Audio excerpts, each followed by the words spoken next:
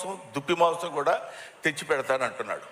అంటే తాను భుజించేటువంటి ఆహారాన్ని నీకు చిత్తశుద్ధిగా నైవేద్యంగా నీ పాదాల దగ్గర పెడతాను ప్రభు అని కోరుకున్నటువంటి వాడు కన్నప్ప.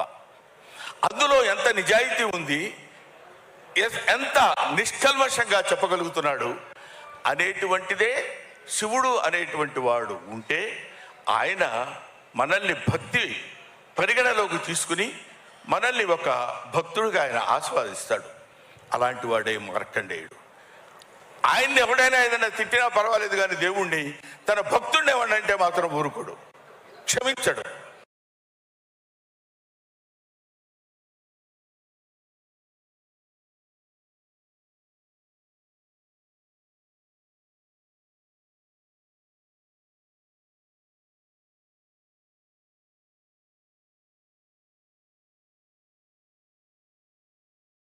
ఎన్ని చిత్రాల్లో నటించారు, ఎన్ని పాత్రలు పోషించారు, ఎన్ని హిట్లు ఉన్నారు ఆయన. కన్నప్ప సినిమాలో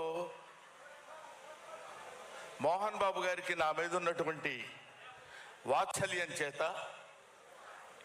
బ్రహ్మానందాన్ని ఏదో రకంగా ఈ సినిమాలో పెట్టాలి కాదు ఇరికించాలి అని నన్ను క్యారెక్టర్స్ పెట్టారు. అందువల్ల సినిమా ఆద్యంతం భక్తిరస ప్రధానమైన సినిమా కాబట్టి మనం మాట్లాడేటప్పుడు ఒళ్ళు దగ్గర పెట్టుకొని మాట్లాడాల్సిన అవసరం ఉంది. ఇది చాలామంది కన్నప్ప సినిమా అంటే కన్నప్పకి సంబంధించినటువంటి ఇంతకుముందు బోల్డ్ సినిమాలు వచ్చినాయండి, ఆ సినిమాల్లో కన్నప్ప అలా చేశాడు ఇలా చేశాడు. వాస్తవానికి మనలో కన్నప్పని ఎవడు చూశాడు? ఎవడికి తెలియదు కన్నప్ప ఎలా ఉంటాడు. ఎక్కడ శివభక్తిని యొక్కని తనలో తాదాత్మ్యత చెంది ఆ క్యారెక్టర్ని అద్భుతంగా పండించగలిగిన ఏ నటుడైనా కన్నప్పే. ఏ నటుడు శివ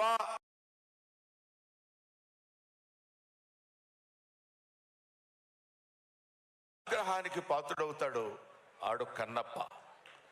కాబట్టి అప్పుడు కన్నప్ప, ఇప్పుడు కన్నప్ప, తర్వాత కన్నప్ప అనే వాళ్ళు ఉండరు.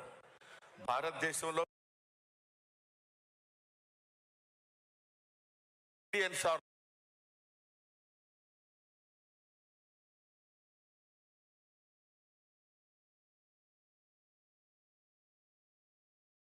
ఎనీథింగ్, దే ఆర్ సింప్లీ భక్తులు మాత్రమే.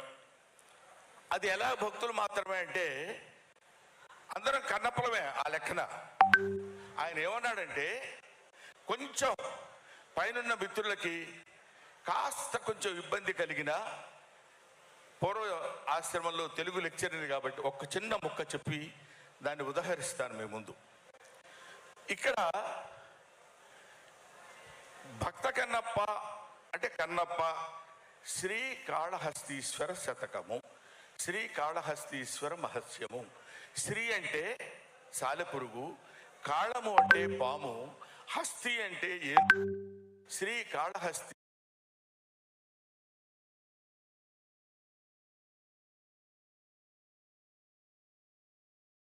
అందరికీ మోక్షం పొందవచ్చు. మోక్షం కొంతమందికే కాదు, పూజలు పునస్కారాలు చెప్పే వాళ్ళకి, వేదాన్ని చదివే వాళ్లకు, హోమాలు చేసే వాళ్ళకే కాదు.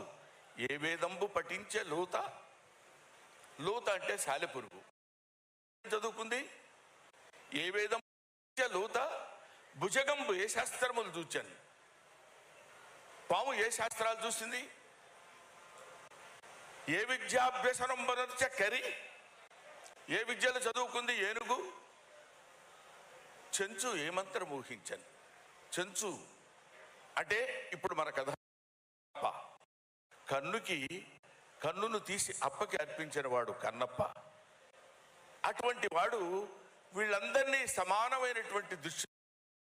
ఎవడైతే నన్ను ఆత్మార్పణ చేసుకుని తన ఆత్మని నా పాదాల దగ్గర నైవేద్యంగా పెడతాడో వాడికి నేను మోక్షాన్ని ప్రసాదిస్తాను. వాడు మానవుడే అవ్వక్కర్లా, జంతువైనా పర్వాలేదు, కీటకమైనా పర్వాలేదు, క్రిమి అయినా పర్వాలేదు. సాలెపురుగైనా పర్వాలేదు, పామైనా పర్వాలేదు, ఏనుగైనా పర్వాలేదు, ఆఖరికి ఎటువంటి కన్నపడ్డే కొండల కానలను తిరిగి కొవ్విన పందుల లేళ్ల దుప్పులను చిన్నక పెద్దక కారుకమ్మగా వండుదురు, నీవిచ్చట ఉండనేలా నాకుండొక ఆనతీక ఉడుమూరికి రాగదవయ్య లింగమా అంటాడు.